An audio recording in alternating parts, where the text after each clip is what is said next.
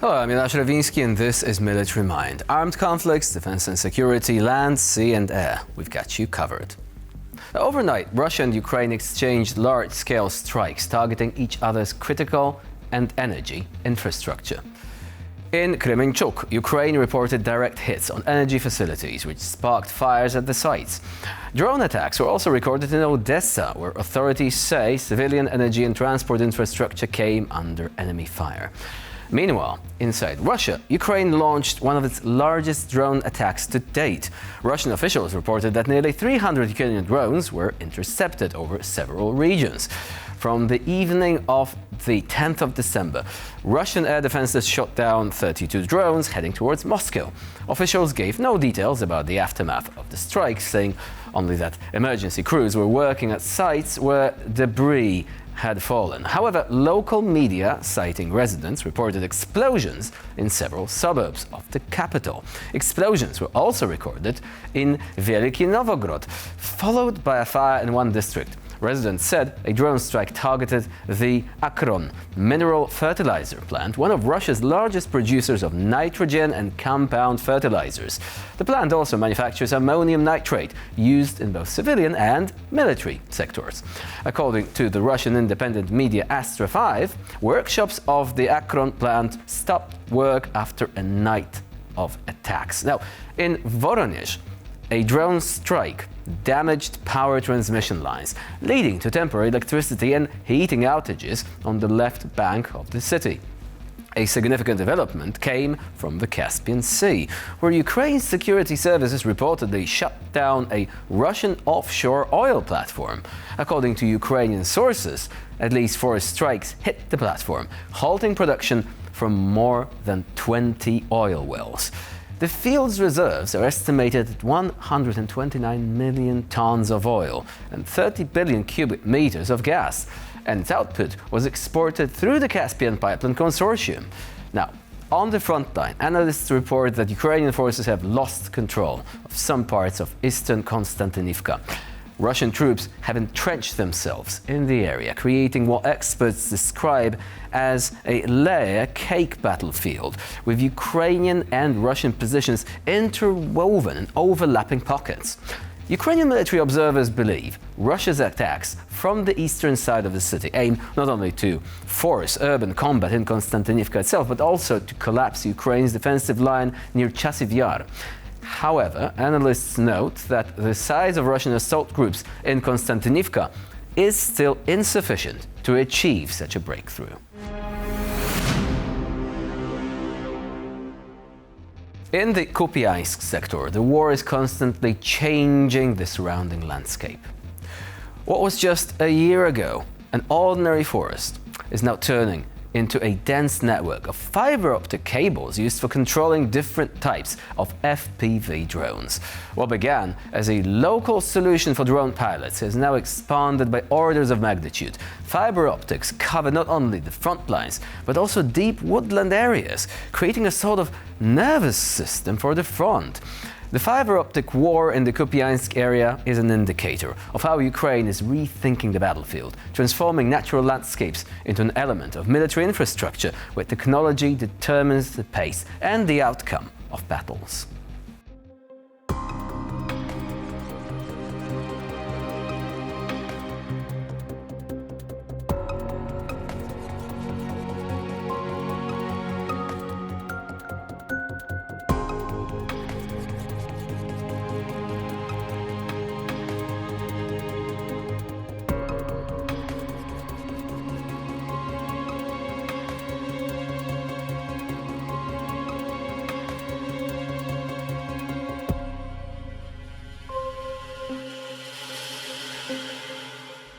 Now, moving on to our second story of the day. Ukrainian Special Operations Forces on the northeastern front have once again demonstrated their professionalism and rapid response capabilities.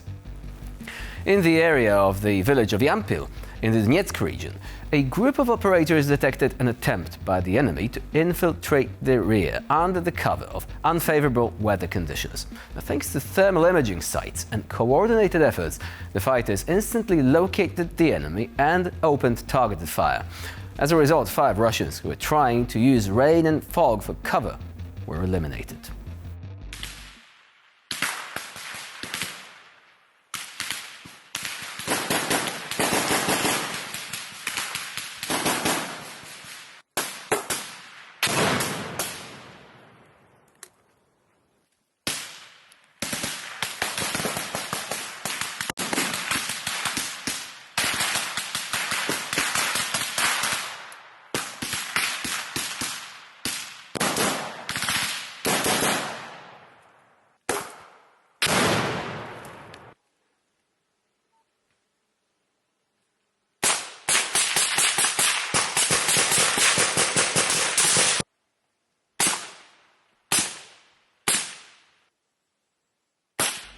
Now, moving on to the next one. In the Black Sea, the Security Service of Ukraine, or SBU for short, delivered another targeted strike against the Russian network of illegal maritime transport. Sea Baby maritime drones created and modernized by SBU specialists attacked the tanker Dashan, one of the vessels of the so-called Shadow Fleet that transports oil and petroleum products skirting international sanctions. According to preliminary estimates, the Dashan sustained critical damage that paralyzed and put the ship out of service. The ship, which cost about $30 million, carried up to $60 million worth of petroleum products per voyage. The loss of such a tanker is a significant blow to the Russian logistics network, which is trying to circumvent sanctions and finance the war through shadow maritime schemes.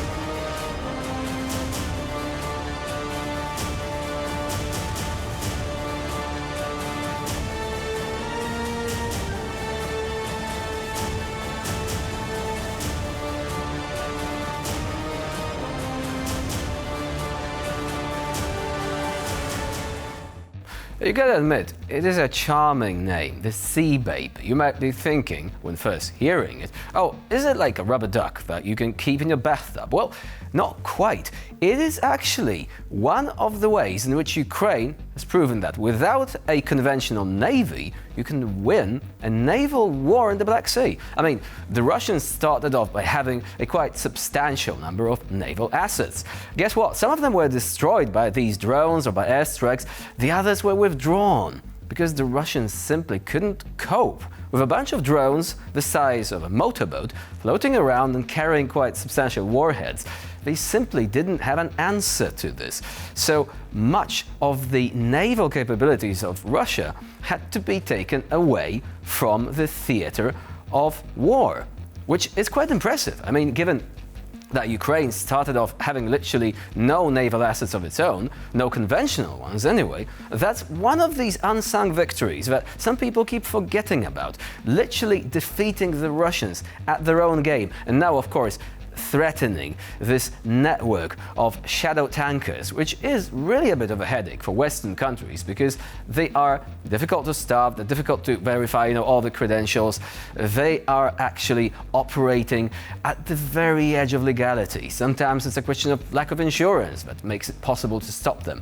In Ukraine's case, nothing quite as subtle as that. A simple strike and a crucial asset of Russia's sanctions-dodging scheme is simply taken off the board. And with this, we conclude this episode of Military Mind. Stay with us here on TVP World for more latest news, updates and commentary.